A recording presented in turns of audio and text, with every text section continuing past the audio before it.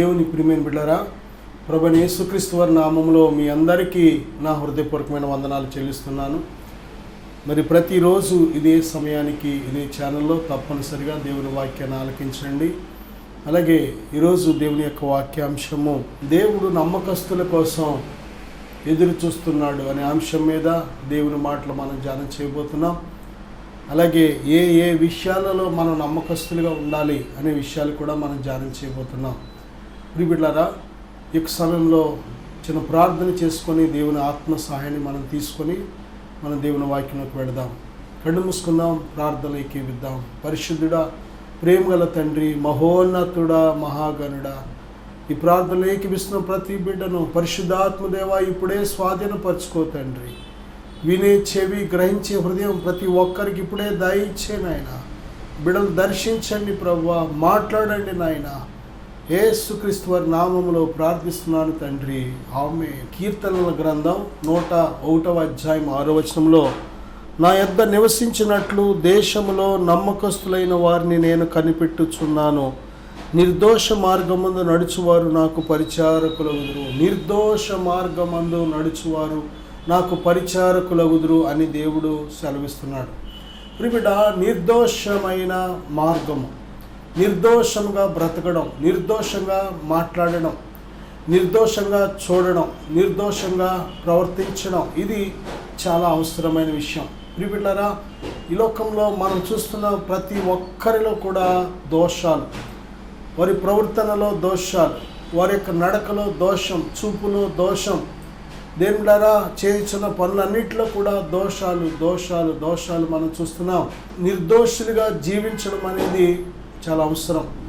నమ్మకస్తుడైన వ్యక్తికి ఉండవలసిన ప్రధానమైన లక్ష్యం ఏంటంటే నిర్దోషంగా జీవించడం. నిర్దోషులుగా జీవించే వ్యక్తి నమ్మకస్తుడిగా జీవిస్తున్నాడని అర్థం. నమ్మకస్తుడిగా జీవించే వ్యక్తి నిర్దోషంగా బ్రతుకుతున్నాడు అని అర్థం. దేవుని బిడ్డలారా, దేవుని యొక్క సన్నిధిలో జీవించడానికి, దేవుని యొక్క గుడారములో అతిథిగా జీవించడానికి, మరి అగ్ని వంటి, దేవుని బిడ్డలారా, దహించు అగ్ని వంటి దేవుని సన్నిధిలో మన ఆత్మ నివాసం చేయాలి అంటే తప్పనిసరిగా మనకు కావలసిన ప్రాముఖ్యమైన ఒక గుణం ఏంటంటే నిర్దోషమైన జీవితం. యేసుక్రీస్తు ప్రభువారు నిర్దోషుడు.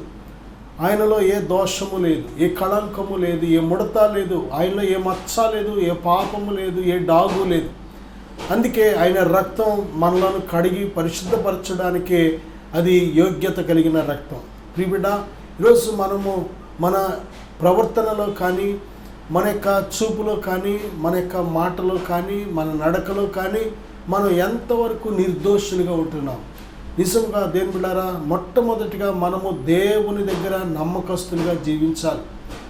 దేవుడు చూచుచున్నాడు, దేవుడు వింటున్నాడు, దేవుడు గమనిస్తున్నాడు, దేవుడు తీర్పు తీరుస్తాడు అని ఎప్పుడైతే ఈ జ్ఞానం మనం కలిగి ఉంటామో, ఈ సత్యాన్ని తెలుసుకుంటామో, దేవుని సన్నిధిలో నమ్మకస్తులుగా మనం బ్రతకగలం.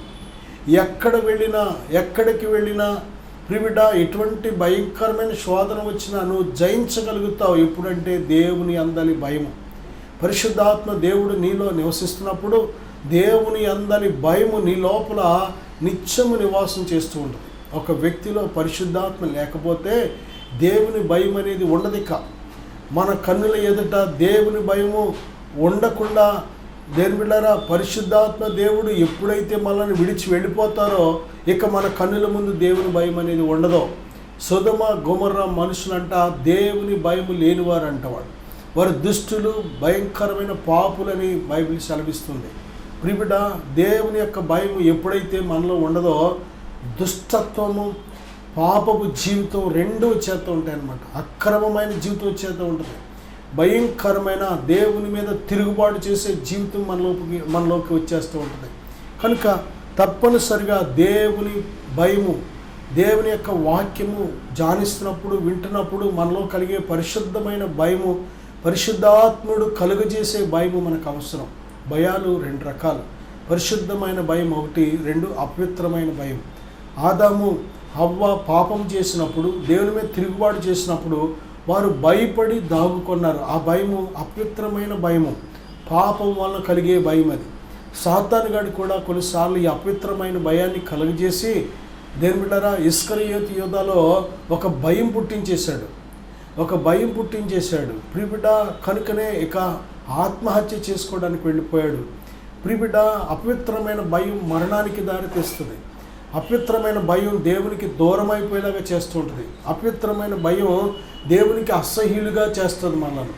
అపవిత్రమైన భయం ప్రార్థన చేయనివ్వదు, దేవుని యందలి నమ్మిక అనేది ఉంచనివ్వదు. అపవిత్రమైన భయం ప్రతి వ్యర్థమైన విషయాలకు, అనవసరమైన విషయాలకు కూడా భయపడుతూ ఉంటాడు. ఆ భయాల వలన చాలా అనారోగ్యాలు, అపవిత్రమైన భయం వల్ల చాలా నష్టాలు, కష్టాలు కూడా ఎదుర్కోవాల్సి ఉంటుంది. కానీ పరిశుద్ధమైన భయం చూసారా, ఇది పరిశుద్ధాత్ముడు కలుగజేసే భయం. పరిశుద్ధాత్మ కలుగజేసే భయము మనలో అది పరిశుద్ధమైన భయము. అలాగే దేవుని వాక్యం వింటున్నప్పుడు, ధ్యానిస్తున్నప్పుడు ఆ యొక్క వాక్యము నుండి కలిగేది పరిశుద్ధమైన భయము. ప్రియబిడ్డలారా, దేవుని యొక్క వాక్యము మనలో పరిశుద్ధమైన భయాన్ని పుట్టిస్తుందని వాక్యం సెలవిస్తుంది. కాబట్టి ఈ పరిశుద్ధమైన భయము పాపము చేయకుండా మనలను భద్రపరుస్తుంది. దేని బిడ్డలారా, దేవునికి విరోధమైన కార్యాలు చేయకుండా భద్రపరుస్తుంది. పరిశుద్ధమైన భయము దేవునికి దగ్గర చేస్తుంది. దేని బిడ్డలారా, దేవుని దృష్టిలో దేవునికి ఇష్టురాలిగా, దేవుని పట్ల నమ్మకస్తులుగా జీవించేలాగా చేస్తుంది. పరిశుద్ధమైన భయము మనందరికీ అవసరం. ఈ భూమి ఈరోజు ఇంకా ఉంది అంటే ఇంకా పరిశుద్ధులు ఉన్నారు.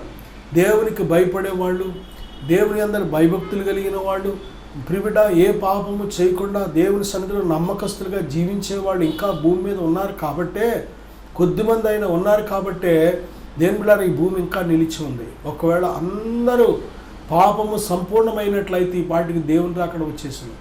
ఈ యొక్క సువార్త ఇంకా వినిపించవలసి ఉంది పాపులకు. వారు నమ్మినా నమ్మకపోయినా ఈ రాజ్య సువార్త ప్రతి పాపికి, ఈ లోకంలో ఉన్న ప్రతి మనిషికి కూడా మరి ప్రకటించవలసి ఉంది. కనుక దేని బిడ్డారా, ఈ యొక్క సమయంలో దేవుని భయము మనకు అవసరం. నా సహోదరుడా, సహోదరి, మనం నమ్మకంగా బ్రతకాలని దేవుడు ఆశపడుతున్నాడు. దేవుని దగ్గర నమ్మకస్తులుగా బ్రతకాలి, మనుషుల దగ్గర కూడా నమ్మకస్తులుగా బ్రతకాలి. అపనమ్మకస్తులుగా మనం బ్రతకూడదు. అపనమ్మకస్తులుగా మనం బ్రతికామంటే ఆ అపనమ్మక జీవితాన్ని బట్టి ఒక దినాన మనం లెక్క చెప్పవలసి ఉంది. ప్రియబిడ్డ, ధనవంతుడు భూమి మీద ఉన్నప్పుడు అపనమ్మకస్తుడిగా బ్రతికాడు. తనకి ఇష్టం వచ్చినట్టు సుఖాన్ని అనుభవించాడు. నీకు ఇష్టం వచ్చినట్టు, నీ దృష్టికి నచ్చినట్టు, నీ కోరిక చొప్పున నువ్వు జీవిస్తే అపనమ్మకస్తుడిగా జీవించవలసి ఉంటుంది. ఎందుకంటే మనిషికి పుట్టే కోరికలు, మనిషి దృష్టిలో ఇష్టపడేవి అన్నీ కూడా అవి దేవునికి ఇష్టమైనవి కాదు, దేవుని చిత్తానుసారమైనవి కాదు. దేని బిడ్డరా, మానవునికి ఇష్టమైంది, మానవునికి పుట్టించే కోరికలు అన్నీ కూడా దేవుని వాక్యానుసారమైనవి కావు. కాబట్టే మానవుడు తన స్వైచిత్తాన్ని చేసినట్లయితే ఏమాత్రం దేవునికి ఇష్టడిగా బ్రతకలేడు. అందుకే సామెత గ్రంథం 3:5 నీ స్వబుద్ధిని ఆధారము చేసుకొనక నీ పూర్ణ హృదయముతో యెహోవా యందు నమ్మిక ఉంచుము. నీ స్వబుద్ధిని ఆధారము చేసుకొనక. ప్రియబిడ్డారా, స్వబుద్ధి అన్న స్వైచిత్తం అన్న ఒకటే. ఈ స్వైచిత్తం అనేది దేవుని చిత్తం చేయకుండా బహుగా అడ్డుపడే ఒక అడ్డు అనమాట, ఒక శత్రువు అనమాట. నీ ఆత్మీయ జీవితాన్ని నాశనం చేసి ప్రియబిడ్డ దేవుళ్ళను వర్ధిల్లకుండా దేవునికి దూరం చేసే ఈ స్వైచిత్తం అనేది చాలా ప్రమాదకరమైంది. అందుకే ప్రభు ఏమంటున్నారంటే, ఎవడైనాను నన్ను వెంబడింపగోరిన ఎడల మొట్టమొదటి వాడు ఏం చేయాలంటే తన్ను తాను ఉపేక్షించుకోవాలి. తన్ను తాను ఉపేక్షించుకొని ఆయన సిలువనెత్తుకొని ఆయన వెంబడించాలి. ప్రభువైన యేసుక్రీస్తు వారిని వెంబడించాలని ఆశపడుతున్నావా? యేసుక్రీస్తు ప్రభు వారిని సేవించాలని ఆశపడుతున్నావా? నిజంగా ఆయన్ని సేవించే వ్యక్తికి ఉండవలసిన లక్ష్యం ఏంటంటే స్వైచిత్తాన్ని సిలివేయాలి. ఈ స్వైచిత్తమే ఈరోజు మనుషులను నాశనం చేస్తుంది. ఎవరికి నచ్చినట్టు వాళ్ళు, ఎవరికి ఇష్టం వచ్చినట్టు వాళ్ళు, ఎవరికి ఎలాగా కోరిక పుడితే అలాగా, ఎవరి కంటికి ఎలాగా జీవించాలనుకుంటే అలాగా, ఎవరి హృదయంలో ఎలాగా ప్రేరేపిస్తే అలాగా. ఇది చాలా చాలా దేవునికి విరోధమైన ఆలోచనలు. దేని బిడ్డలారా, ఈరోజు ఈ స్వైచిత్తం వల్లే మనుషులు ఇష్టపూర్వకంగా నాశనాన్ని కోరుకుంటున్నారు, ఇష్టపూర్వకంగా నరకాన్ని కోరుకుంటున్నారు, ఇష్టపూర్వకంగా మరణాన్ని కోరుకుంటున్నారు, ఇష్టపూర్వకంగా శత్రువైన సాతాన్ని కోరుకుంటున్నారు, ఇష్టపూర్వకంగా. ఆ రోజు బరబ్బాను విడుదల చేయమంటారా? లేక ఈ నజరేయుడైన యేసుని విడుదల చేయమంటారంటే వారందరూ కూడా ఇష్టపూర్వకంగా ఎవరు కోరుకున్నారంటే బరబ్బాని మాకు విడుదల చేయండి, ఈ యేసుని సిలువేయండి, చంపండి అని అనుకున్నారు, అనే కోరారు. వాళ్ళు అల్లరి చేశారు. ఈ రోజున కూడా జరుగుతుంది అదే. సత్యము మాకు అక్కర్లేదు, అసత్యమే మాకు కావాలి. ఈరోజు మాకు పరిశుద్ధత అక్కర్లేదు, అపవిత్రంగానే మేము బ్రతుకుతాం, మేము పరలోకం కోసం బ్రతకం, మా ఇష్ట ప్రకారం నరకానికి వెళ్ళినా పర్లేదు, ఇలాగే బ్రతుకుతాం అని కోరుకునే జనాభా ఎక్కువ అవుతున్నారు. మీరు చూడండి, ఎవరైనా ఏదైనా ఒక పాపంలో ఉన్న వ్యక్తిని ఎందుకు ఇలా బ్రతుకుతున్నావు అంటే మొదటిగా వాడు చెప్పే సమాధానం, ఇది నా ఇష్టం, నా జీవితం, నా డబ్బు, నా సమయం, నా ఆయుష్, నా దేహం, ఇదే మాటలు. ఎవరికి ఇష్టం వచ్చినట్లు వారు బ్రతకడానికి కోరుకుంటున్నారు. కానీ నన్ను పుట్టించిన దేవుడు నా పట్ల ఏ ప్రణాళిక కలిగి ఉన్నాడు, నన్ను సృజించిన దేవుడు, ఈ జీవితాన్ని ఇచ్చిన దేవుడు, ఆయన నన్ను ఎలా జీవించాలని కోరుకుంటున్నాడు, ఆయన చిత్తం ఏంటి అని ఆలోచన చేసేవాళ్ళు చాలా తక్కువ. దేవుని చిత్తం తెలుసుకోవడానికి హృదయాలు సిద్ధంగా లేవు, దేవుని చిత్తం గ్రహించడానికి మనసులు సిద్ధంగా లేవు. మారు మనసు పొంది దేని బిడ్డ ఈ లోక మర్యాదను అనుసరించకుండా ఉన్నట్లయితే దేవుని చిత్తం ఎంత ఉత్తమమైనదో, ఎంత అనుకూలమైనదో, అది ఎంత దీవెనకరమైనదో మానవుడు గ్రహించగలిగేవాడు. కానీ మానవుడు హృదయం ఎప్పుడైతే మారు మనసు పొందకుండా కఠినమైన హృదయంతో తనకి నచ్చిన దేని బిడ్డ ఏవో గుడ్డి విశ్వాసాలతో ఉంటుందో దేవుని చిత్తాన్ని గ్రహించలేడు మానవుడు. నీ హృదయం మొదటిగా సరిచేయబడాలి. నీ హృదయం మొదటిగా సరిచేయబడినప్పుడే, నువ్వు మారు మనసు పొందిన వ్యక్తిగా ఉన్నప్పుడే దేవుని చిత్తాన్ని స్పష్టంగా గ్రహించగలుగుతావు. ఉత్తమము, సంపూర్ణము, అనుకూలమునైన దేవుని చిత్తం తెలియాలి అంటే తప్పనిసరిగా మారు మనసు అవసరం. మారు మనసు అంటే ప్రభుని యేసుక్రీస్తు సిలువ యొద్దకు వచ్చి, ప్రభువా నేను పాపినని నీ పాపాన్ని ఒప్పుకొని పశ్చాత్తాపడి ఆ పాపాన్ని విడిచిపెట్టినట్లయితే ప్రిబిడ్డ వెంటనే యేసు రక్తం ప్రతి పాపాన్ని కడిగి నీకు నూతనమైన మనసును దయచేస్తుంది. అదే మారు మనసు, అదే నూతన జన్మ, అదే రక్షణ. మీరు రక్షించబడ్డారా, మారు మనసు పొందారా, రక్షణ పొందారా, ఇవన్నీ కూడా, ఈ మాటలన్నీ కూడా ఒక్కదాని గురించే. అది దేని గురించి అంటే మనము మన పాపములను గురించి పశ్చాత్తాపడి ఒప్పుకొని విడిచిపెట్టినట్లయితే యేసు రక్తం మన ప్రతి పాపము నుండి కడుగుతుంది. అది నువ్వు సిలువ యొద్దకు వచ్చినప్పుడు, నీ పాపము నిమిత్తం సిలువ మీద ప్రాయశ్చిత్తం చేసిన ప్రభుని యేసుక్రీస్తు వారి యొద్దకు వచ్చినప్పుడు, ఆయన నామములను ఆయన ఆశ్రయించినప్పుడు ఆయన తన యొద్దకు వచ్చి వారిని ఎంత మాత్రము త్రోసివేయనని దేవుడు వాగ్దానం చేశాడు. నా సహోదరుడా, సహోదరి, దేవుని చిత్తం తెలుసుకోగలుగుతున్నావా? నీ స్వైచిత్తం చేతను నడిపించబడినట్లయితే నీకు విజయము అందదో. నువ్వు విజయవంతమైన మార్గంలో నడవాలి అంటే దేవుని చిత్తం కనుగొనాలి. విజయవంతమైన జీవితం జీవించాలి. నువ్వు ప్రిబిడ్డ శరీర సంబంధమైన క్రియల మీద విజయం కావాలి, లోక సంబంధమైన ఆకర్షణ మీద విజయం కావాలి, సాతాను ప్రేరేపించే శోధనకరమైన ఆలోచనల మీద విజయం కావాలి, పాపపు ఆలోచనల మీద విజయం కావాలి. నిజమే, ప్రతిరోజు కూడా మన శత్రువులైన శరీరము, లోకము, పాపము, అపవాది వీరిని జయిస్తూనే ఉండాలి. ప్రతిరోజు ప్రిబిడ్డ వీటిని మనము జయిస్తూనే ఉండాలి. చూడండి, ప్రతి మనిషిలో ఒక పోరాడే శక్తిని దేవుడు పెట్టాడు. మన లోపల, మన రక్తంలో ప్రిబిడ్డ రోగ నిరోధక శక్తిని దేవుడు పెట్టాడు. ప్రతిరోజు ఎన్నో వ్యాధులు కలిగించే బ్యాక్టీరియా, వైరస్, ఎన్నో రకాల మరి ఆ వ్యాధిని కలిగించేవి మన దేహంలోకి చొరబడి వస్తూ ఉంటాయి. మనం తినే తిండి ద్వారా, త్రాగే నీరు ద్వారా, పీల్చే గాలి ద్వారా, మనం వేటిని పట్టుకుంటామో వాటి ద్వారా, మనం చేసే కొన్ని పనుల ద్వారా ఈ యొక్క మనకు అనారోగ్యాలు తెచ్చిపెట్టే ఆ వైరస్, బ్యాక్టీరియా, ఫంగస్, లేకపోతే ఎన్నో రకాల మరి ఆ వ్యాధిని కలుగు చేసే కారకాలు మన మీద దాడి చేస్తూ ఉంటాయి. కానీ ఏ వ్యాధి రాకుండా మనం సజీవులుగా ఉన్నామంటే దేని బిడ్డలారా, మన పక్షంగా ఎవరు పోరాడుతున్నారో తెలుసా? వ్యాధిని నిరోధించే తెల్ల రక్త కణాలు పోరాడుతూ ఉంటాయి. ప్రిబిడ్డ వ్యాధి నిరోధక కణాలు ఎప్పుడు ఒక పోలీస్, వాటి పేరేంటంటే రక్షక భటులు అనమాట. ఆ కణాలు నిత్యము కూడా మన రక్తంలో ఉండి పోరాడుతూ ఉంటాయి. దేని బిడ్డలారా, అలాగా అవి పోరాడకపోతే మనం ఎన్నో వ్యాధులకి గురైపోతాం. ఎంతోసేపు ఈ భూమి మీద సజీవులుగా ఉండలేం. ప్రియబిడ్డ, నువ్వు ఆత్మీయ జీవితంలో ప్రభు కోసం బ్రతకాలి అంటే ప్రియబిడ్డ, ప్రతిరోజు కూడా ఒక వ్యాధి నిరోధక కణాలు ఏ విధంగా పోరాడతాయో అలాగా పోరాడే నీవు దేని బిడ్డ, నీకు విరోధంగా ఉన్న సాతానుతో, నీకు విరోధంగా ఉన్న పాపముతో, నీకు విరోధంగా ఉన్న లోకంతో, నీకు విరోధంగా ఉన్న శరీర సంబంధమైన క్రియలతో పోరాడే వాటిని నీవు లోపలికి నీ హృదయంలో పంపించాలి. ఏంటవి? బైబిల్ చెప్తుంది దేని బిడ్డలారా, దేవుని ఆత్మ లేకపోతే అపవాదిని జయించలేవు.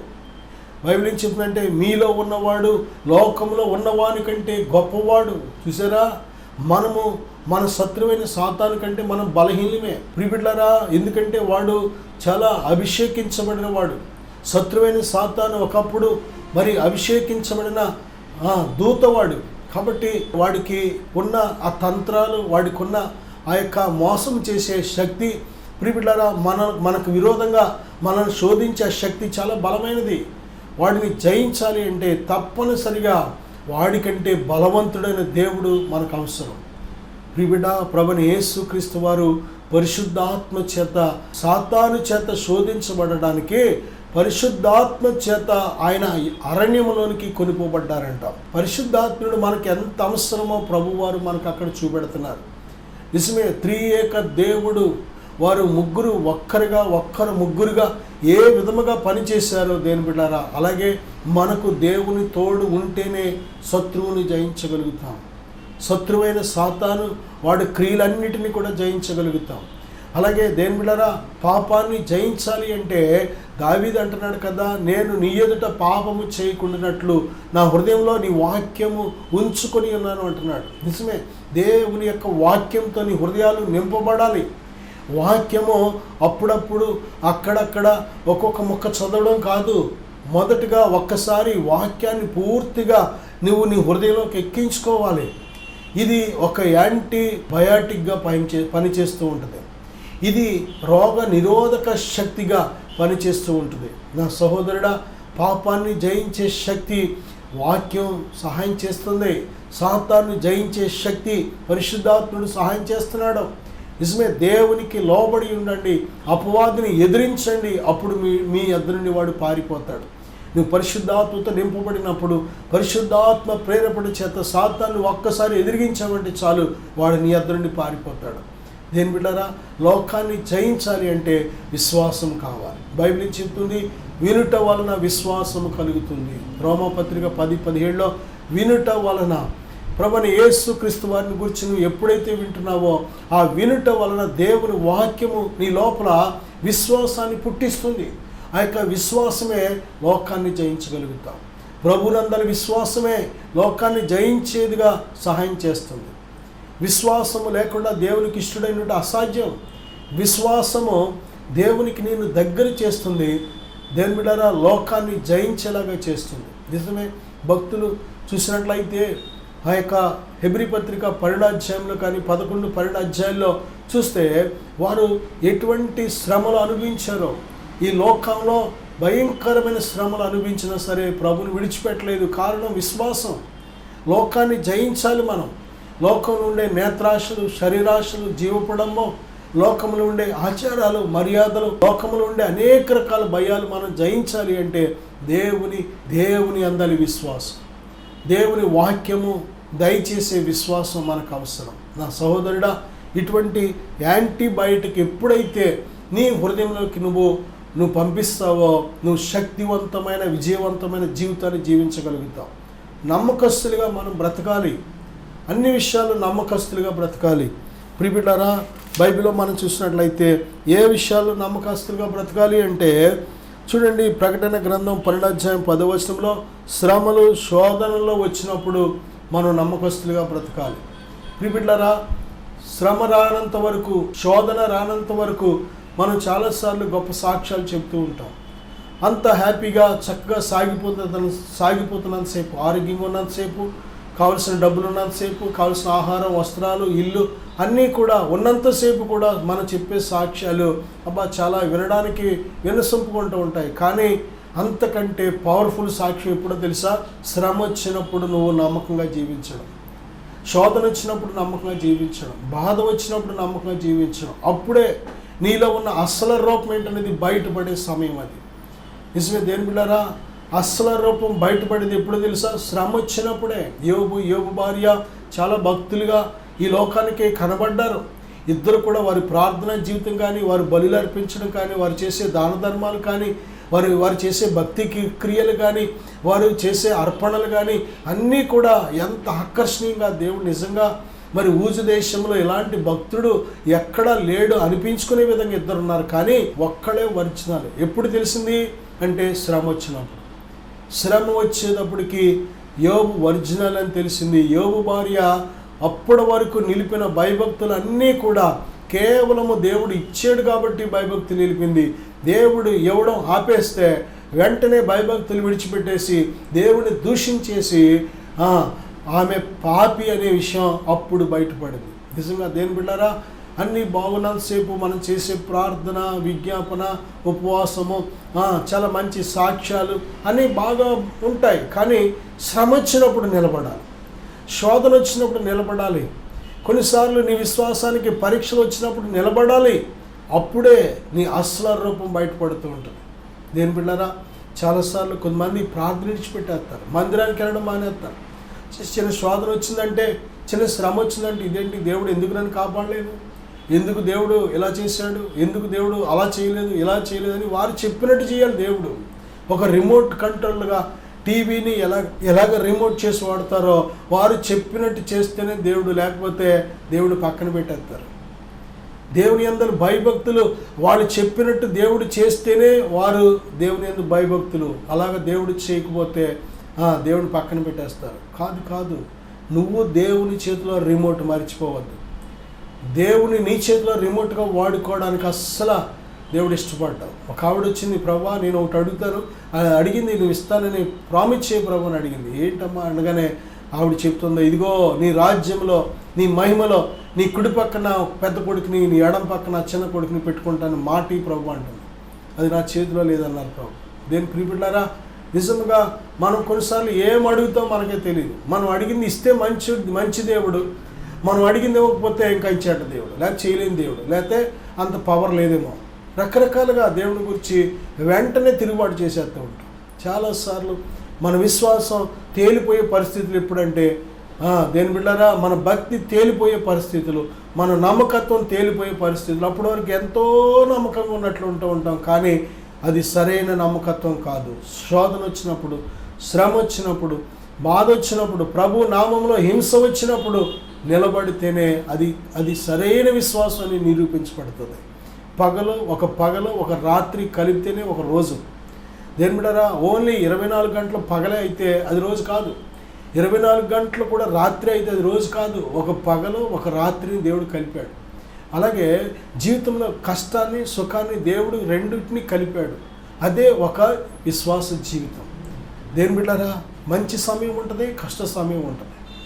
మంచి సమయం ఉంటుంది, కష్ట సమయం ఉంటుంది. ఈరోజు మంచి భోజనం చేసాం, రేపు పొద్దున ఈ భోజనం ఒకవేళ ఉండకపోవచ్చు, ఇంతకంటే తక్కువ రకం భోజనం తినవలసి ఉంటుంది.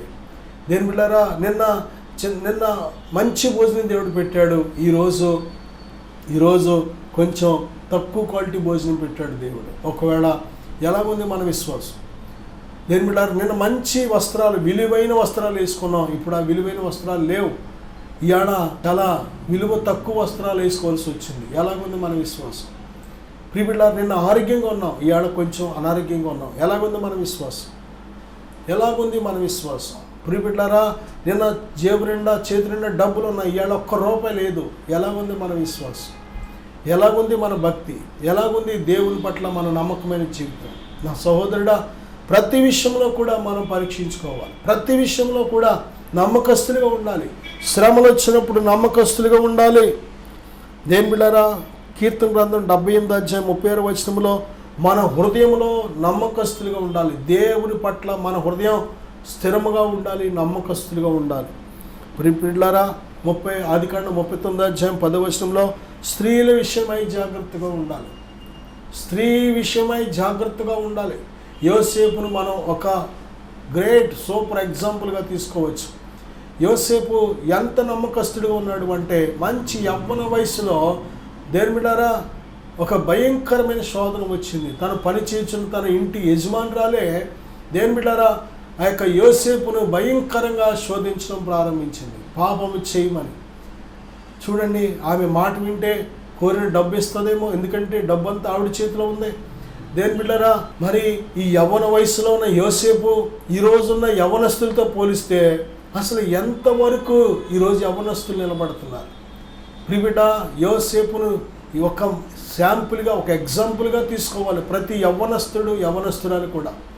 ప్రియబిడ్డ, ముస్సలు అయిపోయిన తర్వాత నమ్మకస్తులుగా బ్రతకడం గొప్ప సంగతి ఏం కాదు.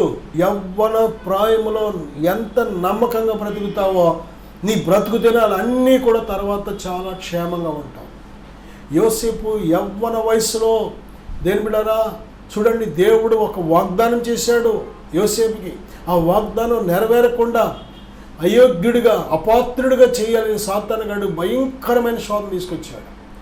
కానీ యోసేపు ఎక్కడా కూడా అటువంటి శరీర సంబంధమైన అపవిత్రమైన కార్యాలకి చోటు ఇవ్వలేదు. యోసేపులో ఉన్న గొప్ప భక్తి, దేవుని భయం ఏంటో తెలుసా? దేవుడు చూస్తున్నాడు, దేవుడు వింటున్నాడు, దేవుడు గమనిస్తున్నాడు. దేవుని ముందు ఇటువంటి పాపం చేసి నేను ఈ పాపాన్ని మూట కట్టుకోలేననే ఒక గొప్ప భయం తనలో ఏలుబడి చేసింది. నిజమే, దేవుని భయం నీ హృదయంలో ఉన్నంతకాలం కూడా నువ్వు దేవునికి నమ్మకస్తురాలుగా నువ్వు బ్రతకగలుగుతావు. నా సహోదరుడా, నా సహోదరి, దేవుడు నిన్ను ప్రేమిస్తున్నాడు, శాశ్వతమైన ప్రేమతో నిన్ను ప్రేమిస్తున్నాడు. కనుక ఆయన నువ్వు ఎలా ప్రేమిస్తున్నావు? నమ్మకంగా ప్రేమిస్తున్నావా? అపనమ్మకస్తురాలుగా ప్రేమిస్తున్నావా? ఆయన సన్నిధిలో నమ్మకస్తులైన వారిని దేవుడు ఆయన యొద్ద నివాసం చేయడానికి దేవుడు వెతుకుతున్నాడంట. దేవుని సన్నిధిలో జీవించవలసిన మనము, దేవుని కోసం జీవించవలసిన మనము నమ్మకత్వం అనేది చాలా అవసరం. మనం దేవుని పట్ల నమ్మకంగా లేనప్పుడు ఏ విషయంలో నమ్మకంగా ఉంటాం? మనల్ని పుట్టించిన దేవుని పట్ల నమ్మకంగా లేనప్పుడు ఎవరి పట్ల నమ్మకంగా ఉంటాం? ప్రియబిడ్డలారా, నువ్వు దేవుని పట్ల నమ్మకంగా ఉంటే నీ భార్య పట్ల నమ్మకంగా ఉంటావు. దేవుని పట్ల నమ్మకంగా ఉంటే నీ భర్త పట్ల నమ్మకంగా ఉంటావు. దేవుని పట్ల నువ్వు నమ్మకంగా లేనప్పుడు మనుషుల పట్ల ఏమాత్రం నమ్మకంగా ఉంటావు? చిన్న ప్రార్థన చేద్దాం, విశ్వాసంతో ఏకీవిద్దాం. పరిశుద్ధుడా, ప్రేమగల తండ్రి, ఈ ప్రార్థనలు ఏకీవిస్తున్న ప్రతి బిడ్డల పట్ల ప్రార్థిస్తున్నాను నాయన. అయ్యా, నమ్మకస్తులుగా జీవించే కృప దయచేయండి నాయన. ఇదిగో ఎక్కడైతే ఎవరిలో అయితే అపనమ్మిక హృదయం ఉందో ఇప్పుడే ప్రభువా వారిని మీ రక్తంతో కడగండి నాయన. ప్రతి అపనమ్మిక జీవితాన్ని ఇప్పుడే తీసివేయండి ప్రభువా. మీ పట్ల వారు నమ్మకస్తులుగా కడవరకు నమ్మకస్తులు ఉండడం సహాయం దయచేయమని యేసు నామములో ప్రార్థిస్తున్నాను తండ్రి. ఆమేన్. God bless you.